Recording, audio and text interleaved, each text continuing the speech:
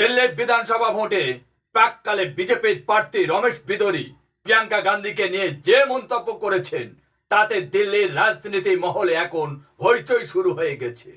রমেশ বিধুরি প্রিয়াঙ্কা গান্ধীকে নিয়ে কি বলেছেন তা দেখে নিন।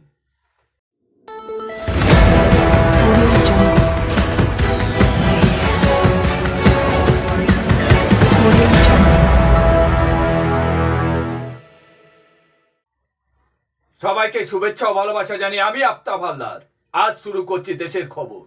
কংগ্রেস সাংসদ প্রিয়াঙ্কা গান্ধীকে নিয়ে অশ্লীল মন্তব্য করেন বিতর্কে জড়ালেন প্রাক্তন বিজেপির সাংসদ রমেশ বিধুরি। রমেশ বিধুরিকে দিল্লির বিধানসভা নির্বাচনে কালকাজিয়া আসনে প্রার্থী করেছে পদ্ম শিবির। এর 24 ঘন্টার মধ্যে এক অনুষ্ঠানে তিনি বলেন, লালু প্রসাদ যাদবের একটা কথা খুব জনপ্রিয় হয়েছিল, তিনি বিহারের রাস্তা হেমা মালিনীর গালের মতো চকচক করে দেবেন। তবে লালু সেই প্রতিশ্রুতি রাখেনি, কিন্তু আমি আশ্বাস দিচ্ছি ওকলা ও সংগ্রাম বিহারের রাস্তা যেমন বদলে গিয়েছে তেমনি কালকাজির সব রাস্তা প্রিয়াঙ্কা গান্ধীর গালের মতো মসৃণ করে দেব। তার এই মন্তব্য নিয়ে সমালোচনার ঝড় উঠেছে। এর ফলে দিল্লিতে ভোটের আগে প্রবল অস্বস্তিতে পড়েছে বিজেপি। কংগ্রেস বলেছে বিজেপি আসলে নারী বিরোধী মনোভাব। বিধুরির মন্তব্যে তা স্পষ্ট হয়ে গিয়েছে। কংগ্রেসের মুখপাত্র সুপ্রিয়া সিনে গেরুয়া শিবিরকে আক্রমণ করে এক্স হ্যান্ডেলে লিখেছেন, বিজেপি অত্যন্ত নারী বিদ্বেষী। প্রিয়াঙ্কা গান্ধীকে নিয়ে রমেশ বিধুরির মন্তব্য শুধু লজ্জাজনক নয়, এতে তার জঘন্য মানসিকতার প্রতিফলনও ঘটেছে। যে ব্যক্তি সাংসদ থাকাকালীন অন্য সাংসদদের গালিগালাজ করেন তার কাছ থেকে আর কি ভালো আশা করা যায়। বিজেপির নেতৃত্বকে প্রিয়াঙ্কা গান্ধীর কাছে ক্ষমা চাওয়া উচিত বলে দাবি করেছেন সুপ্রিয়া।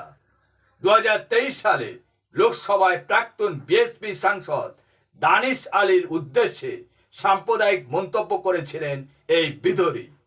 ওই সময় ওই মন্তব্য নিয়ে ব্যাপক সমালোচনা হয়েছিল বিধুরির বিরুদ্ধে। তখনও বিধুরির বিরুদ্ধে বিজেপির দল তার ব্যবস্থা নেয়নি। বিজেপির দল থেকে শুধু বলা হয়েছিল এটা অনভিপ্রেত বলে দায় ছেড়ে ফেলেছিল। কংগ্রেস নেতা পবন খেরে বলেন, বিধুরির মন্তব্য স্পষ্ট ফুটে উঠেছে আরএসএস এর ভাবমূর্তি। শুধু কংগ্রেস নয়, বিধুরির মন্তব্যে সমালোচনা করেছেন আম আদমি পার্টিও। আম আদমি পার্টির সাংসদ সঞ্জয় সিং মন্তব্য করেন, এটা খুব লজ্জাজনক মন্তব্য। তিনি আরো বলেন, বিজেপি এমন একজনকে ভোটে টিকিট দিয়েছে যিনি সংসদেই অশ্লীল ভাষা প্রয়োগ করেছিলেন। বিজেপি ক্ষমতায় এলে নিরাপত্তা কেমন পাবেন তা নিয়ে দিল্লির মহিলাদের ভাবনা চিন্তা করা উচিত। তীব্র সমালোচনার মুখে পড়ে সাফাই দিয়েছে বিধুরি।